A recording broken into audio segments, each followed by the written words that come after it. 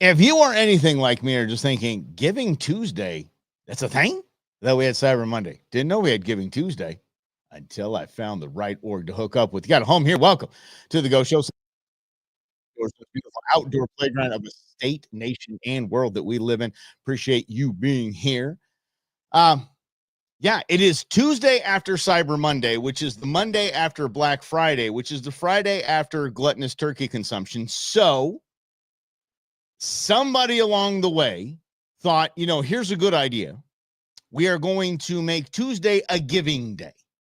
We're going to make Tuesday after Cyber Monday a giving day where you give to charities and do all that kind of cool stuff. Yes, I think that's kind of cool. I was talking to Queen Bee about it. It's like Queen Bee Super Bowl. She's like, oh my gosh, how many texts did you get about Giving Tuesday? I'm like, I didn't know that there was a Giving Tuesday until I started working for Wildlife for Tomorrow and until I started dating you. I did not know there was a Giving Tuesday. Did y'all know about this? Huh. Yeah, I did not know about it. So to kick things off, I would like to thank you for your consideration in donating to wildlifefortomorrow.org. Here's what Wildlife for Tomorrow is. I'm going to just give you my commercial. Full disclosure, I am the board vice president. It's a volunteer position. We're all there just to help out your Arizona Game and Fish Department. So your Arizona Game and Fish Department does not receive, a lot of people don't know this, your Arizona Game and Fish Department does not receive $1 from Arizona's general tax fund. Not one. Their revenue generated by tags and licenses and fines and organizations like ours, the organization like ours, Wildlife for Tomorrow, that helps them with their on-the-ground conservation efforts to maintain healthy populations of 820 wildlife species here in the most biodiverse non-coastal state in the nation. So that's how we help them out with things that they're not allowed to fund or they don't have enough money to fund. And when I say not allowed to fund, it's a government agency. So they have to deal with government regulations. There's some things that they can't fund. So we step in and we make sure that happens so they can have a wonderful employee force and they can maintain 820 species of wildlife. So head over to wildlifefortomorrow.org. Check it out if you'd like. If you want to be a volunteer, if you want to donate, kick in a few bucks, we would love for that to happen as well on Giving Tuesday. So happy Giving Tuesday, wildlifefortomorrow.org. There we go. Just step off my little soapbox there. So I have a weapon in my hand because I am there's a fly in here. It's December. It's going to be 81 degrees today. And here this is telescopic too. Don't even kid. I can go small. I'll go close quarter combat right here. Or I get you from way out there with the extender. Yeah. Yeah. So yes, Lynn, it is tax deductible. It is a tax deduction to donate to a 501c3 on Giving Tuesday. Yes, sir. Yes, sir. It absolutely is. But I do thank you for your consideration in that. We do a lot of things. We cut them a $250,000 check last year, I believe, and it just feels good. Yeah, they send us funding requests all the time, and we just we got you. Yep, we got you. Yeah, if it fits the mission, fits the brand, we're in. We're not donating for bonuses or company cars or anything like that. We're donating for on the ground efforts for wildlife conservation. So that's what we do. Wildlifefortomorrow.org. Check it out. And we got the Conservation Cup coming up too, February 1st. We're going to talk about that extensively on the way. It's just a fun shoot out of Benny Shooting Facility. All charity. We're going to have 25 teams, 25 5-person teams. We're going to have Nat Warfare there.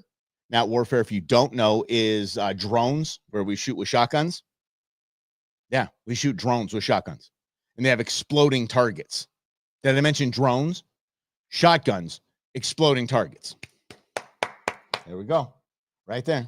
So, sorry, Lynn, we're not kicking in for rent on Giving Tuesday. I love you, pal. We're trying to get the charitable giving up because that is not a tax deduction, as you've asked. All right. Let's move on. The second half of the hunt, when we last left our Trepid hunters, we were freezing our baguettes off. We were freezing our nalgas off. Nalgas are buns for those who are friends from the South. So we were cold. We were kind of walking along, doing our thing, trying to spook something up. And a couple things happened. We had seen some cow elk up until this point. We had seen some. Then at the end of the first day, we saw a few more. So when you see that, it just gives you some encouragement. You're heading back to camp. It's not shooting light anymore. You're not going to jump out of your truck and shoot them. And they're cow elk anyway. We're not going to. But it's encouraging to see that there is elk moving around. They're on the move. They're in their unit. You're all good. Just take a deep breath. You got day 2 coming along. Everything's going to be fine, right? We get back to camp, and Slavo's like, yeah, I'm going to go home and be in a warm bed. I'm like, no, dude, no. You're my hunting buddy. You are my hunting buddy. That's what you. Oh, it's okay. All right, fine. You leave, whatever. And I'm going to go with this. Let's see here. Get into call. Let's see. Get to Chase, my man. What time are we meeting tomorrow? As you were guiding me in 7 West. Sorry, man. Having trouble staffing my security company for the day, so I'm going to have to pass on that. I totally understand. Small business owners, I get it. I totally understand. Because once again, Black Friday, small business Saturday, right? I understand small businesses. I do. So I get it. I no hard feelings at all. It's like, okay, dude, yeah, you go do your thing, run your business. Proud of you. Work it out. We'll talk next week. So now we're on our own. Then Tequila Jim's brother-in-law leaves. He had to go to a funeral. Tequila Senior had to just, whatever, rest up. So it was just me and old Jimbo, Tequila Jimbo. We're out there just finding a spot. We had the scouting package, so we knew kind of where they were. For a day and a half, all we're seeing is sign, and I'm talking about fresh sign. And when I say sign out in the woods, I mean basically poop is what it means. Poop and tracks. So if tracks can be tracks, tracks are they can be old. You can pretty well identify a fresh track, but there's always a guessing game there. When there's steam coming off the little tiny pile of poop, and let me tell you something, those giant animals, little tiny nuggets, just little tiny little group of this. That's that. I'm like, he was blowing me away. That they were just a massive, deuces. Anyway, a lot of that stuff everywhere. We're like, okay, we know elk are here. And again, it's not like we're trying to hunt rabbits or squirrels. This is a giant ungulate. And we should be able to see something, especially 500 yards away. We should be able to see something moving. Nope. Tequila Jim came upon three cow elk again. And we thought, okay, because now you have to decipher. When you see an elk body, now you have to see if it's got bone coming out of its head. It's got bone coming out of its head. Good. Let me see. Let's see. Lots of small business. Yeah. Wait, see. Here we go. All right, buddy. What do you got here? Okay, lost my small business due to the COVID and inflation. We can say COVID on there. It's fine. We just can't say the Schmeiber Schmeckton. Can't say that. People need to live, not buy the landscape photos. Something. Hey, I do understand that. I totally get that. Buying landscape photos if it funds conservation. Anything we sell, by the way, everything we auction off at our things is all donated. It's all donations. So that's it.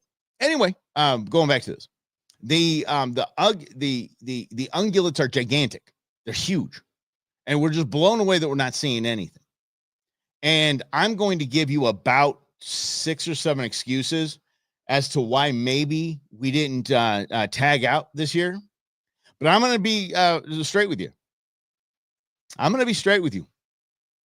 Y'all, your man Mike is out of shape.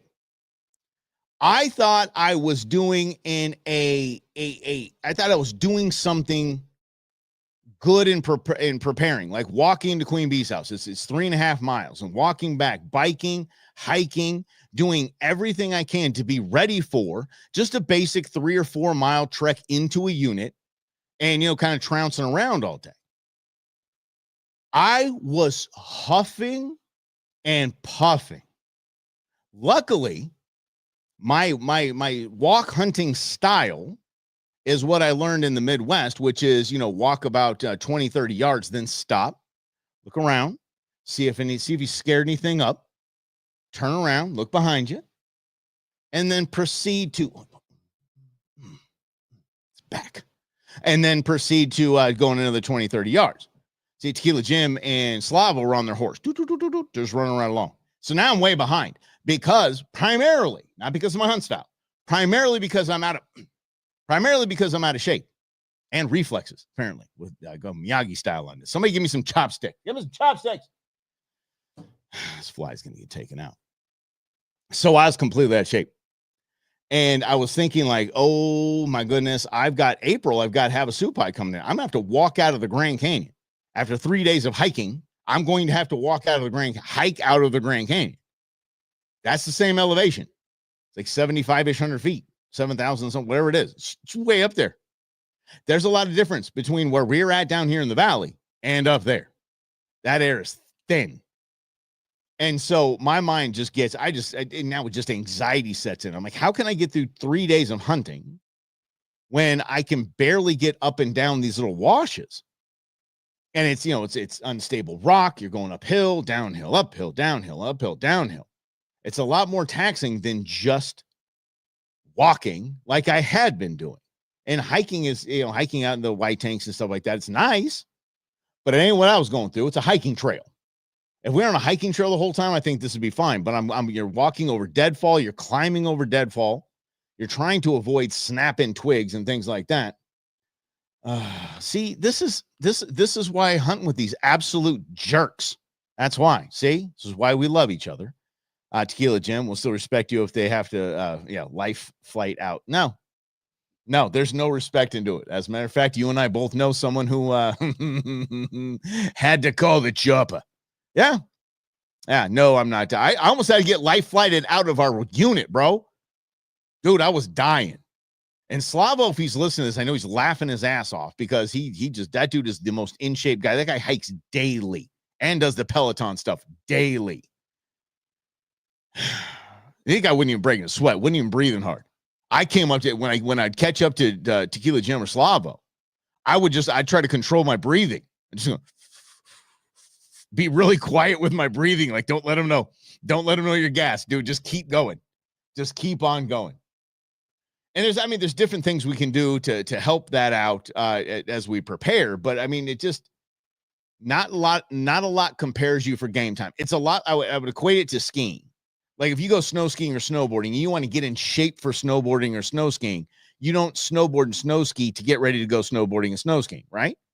So you prep those muscles as best you can, and you're like, okay, now you're doing a ton of squats, you're doing all that stuff, you're getting your ski legs ready, but then you get up there and you're using about 50% more muscles than you really use, and now you're sore and you're tired and you're fatigued. So it's tough. It's tough. And the very worst is, and this is why I'm making it not tagged out. If we tagged out, this entire story would have been, yeah, I got a 6x6. It's going to be here. Excited. It's at the processor right now. That'd be the whole story. But when you don't tag out, you're like, man, that sucked. Here's why that sucked. Great company, great food, great booze. Everything was good on that front, as it normally is. But then this whole tagging out thing and being miserable. The worst was the cramping that night.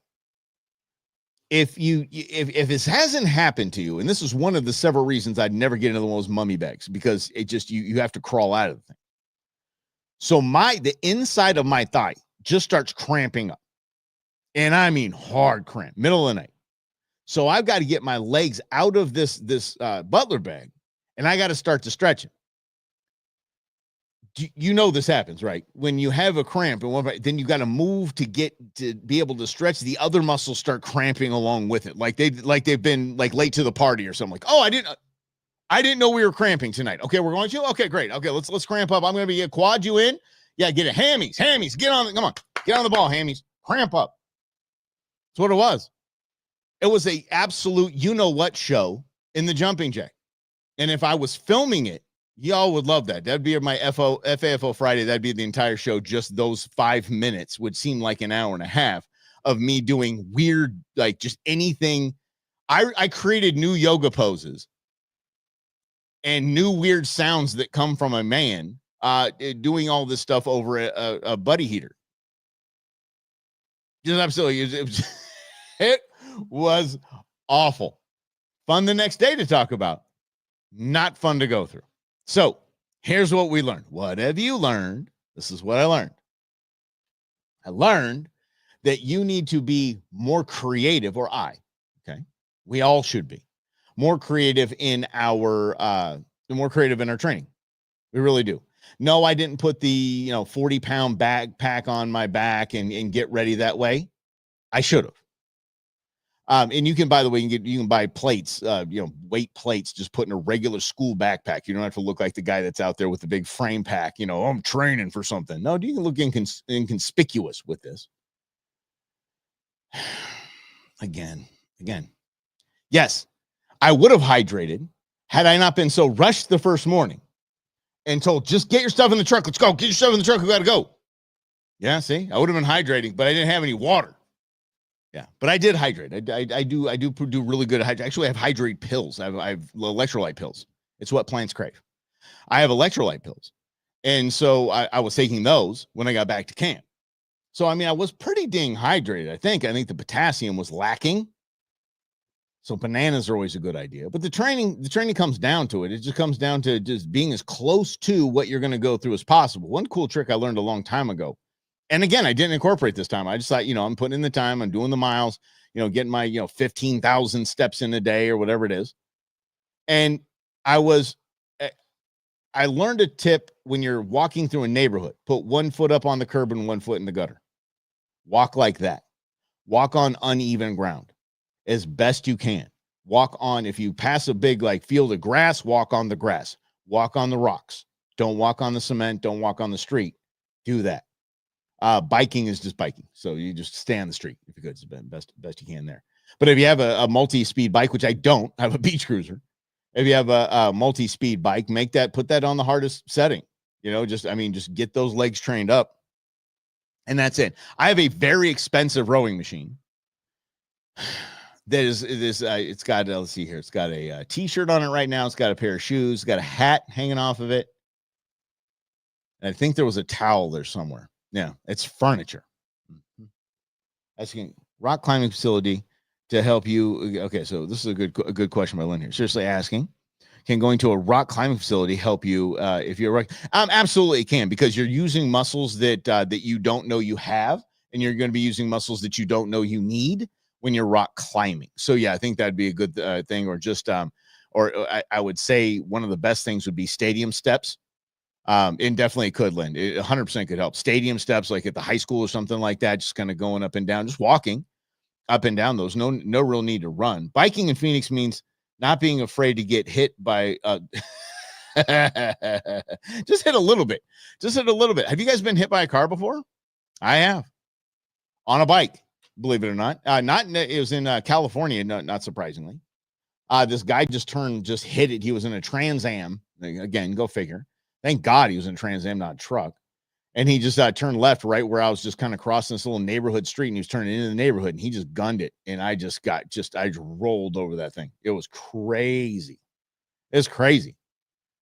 And you don't know it hurts. The adrenaline is just all over you. And you're just like, I just popped up and there was a house right there on the corner. I just ran and knocked on the door, and I was like, let me use your phone. I got to call my dad. That was back in the day where you had to knock on somebody's, a stranger's door. Can I use your phone? I was just hit by this car out here. This guy and he took off. When he saw me calling somebody, he left. Yeah. Or a car mirror. Oh, hell yeah. Mm-hmm. But if you're biking, train like you're going to do something. I missed the boat on this one. I truly missed the boat on this one. And it was not my best showing, because I even told Queen Bee night one, I was like, I don't, stupid fly. I told Queen Bee night one, I'm like, I don't mean to admit this to you because you're going to give me a bunch of crap about it, probably the rest of our lives. I'm out of shape. I mean, this fat dad bod's we got to do something about this. So by April, my goal, I need y'all to help me to stay accountable in these things. Stay accountable, and let's really talk about me getting in shape. It means cutting the beer, exercising every day. Slavo got me on this kettlebell workout, which is absolutely fantastic. Getting on that rowing machine a couple times a week and continuing to walk and or bike. Not and bike. Walk or bike to and from Queen Bee's house. So there we go. Keep me accountable. If you hear me say, oh, is it Queen Bee's house? Ask me. Did you walk? Did you bike? Guilt me into this stuff. I got to do this. Got rocked, on a bicycle by a car. What do you mean car truck? Oh, hold on a second. Queen Bee will never Queen Bee's never going to let me forget that, buddy. Here we go. Got rocked by a bicycle by a car truck when I lived in Vegas. Wait a second. What, El Camino? Chevy Avalanche? Honda Ridgeline? Is it a car truck? What's a car truck? Car or truck? No matter. Yeah. Was it like it came down to it? Was it like give Matthew? I'll get to that in a second. Was it like Chris Tucker in Rush Hour? Which one of y'all just hit me? I don't know if it was a truck. I don't know if it was a car. Which one of y'all hit me? Give up the 420. Yeah. I look, I want to, I literally want to hit a dispensary and deal with my head pain and deal with all that stuff. But the only thing it can help me with is sleep. Missed it. The only thing that helped me with sleep. When I have any type of THC, I am asleep. Done. That's it. I'm out. So yeah, it's not, that doesn't help me. That's actually, that might help me actually getting into that and just sleeping a bunch. I'd lose a ton of weight then. I'd actually sleep more than the 5-ish hours I sleep a night now. I took off and I was a bit. Oh, they took off. All right, yeah, hit and run. Same. I remember the Trans Am. I remember it. It was this orangish rust color, like burnt orange. Yeah, sunburnt orange, as they say in Top Gear. Wait, hold on. I don't know if I got it. It's the other side of the TV. Anyway, all right. Yeah, REM sleep. You mean REM sleep? What am I missing? Okay. Anyway, this is kid show. This is family programming. But anyway, it was a missed opportunity. It just was. And the last day Sunday, I had to get back down, handle some familial issues. So I got down as fast as I can. I really wanted to beat the traffic down on I-17, dude. I really did. And Tequila Jim stayed back. Didn't see anything. Wait, I guess I back up. I missed one big part of this. So Tequila Jim and I were going from one spot to the next. We jumped in the truck and we're going to go to a new spot. And I just see to the left of the road, I see those are legs. I think those are legs. And it was coming towards the road. I'm like, Jim, there. And right when I said there, that bull elk hit the afterburners, just ran across us. If we were 30 yards ahead, it would have jumped over our hood. And it just took off. I just grabbed my rifle and I'm just running. Okay. Really super fast jog, if you ask me. I don't run so much. So I'm going as fast as I can. Just one way. I get to a spot where that thing could have gone 1, 2, or 3 ways. And I'm like, oh, okay, let me go back to the truck and see if we can get a game plan together. Never saw it. That thing was on its horse. As a matter of fact, every elk we saw, except for probably the exception of 3 or 4, were moving quick. And I don't know what was spooking them or why they were so jittery, but probably all the gunshots and trucks and campfires and everybody smelling like bacon. Maybe that did. We got hit. Oh, let's see. So, dude was coming out of a parking lot, was literally right in front of him. He didn't see me. Then he took off. It's all these hit and run things. And back in the day, too, I mean, this was probably 30-something years ago for me.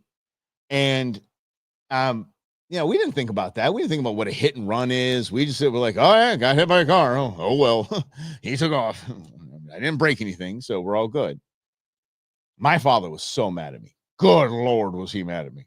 He thought I was the dumbest human in the world for letting that guy get away without getting this information or calling the cops. I was like, I called you, dude. No one, and you didn't answer. Nothing I could do. I had to basically carry my bike home because it was destroyed. Yep. You were running.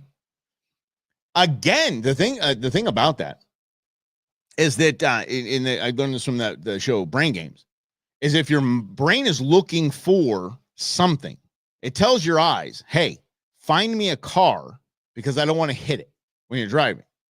And the eyes look forward and say, we don't see a car. Tell the brain that. Away you go. And you miss bikes, motorcycles, and pedestrians. That's the way it goes. Yeah. Actually. Yeah. I'll be glad when you actually get your. Thank you. I appreciate that. Put in the time. Anyway, I came back and I was driving home. Let's back up. Driving home. I got out of the tent. Told Tequila Jim I was taking off, and it was 5-ish. It was 8-ish degrees again. So I put down the jumping jack, loaded the truck in darkness, complete darkness, and got out of there. Right when I was pulling out, the sun started coming up. I'm like, that would have been refreshing. Yeah, that was a challenge. I had a lantern and a headlamp. That was it. I got that jumping jack trailer all tucked away. I got everything loaded up in the truck and behind the truck and strapped down, and away we go. Coming down I-17, I had the coolers. Now, I'll admit this. I have 7 Canyon coolers, 6. But I have one Coleman.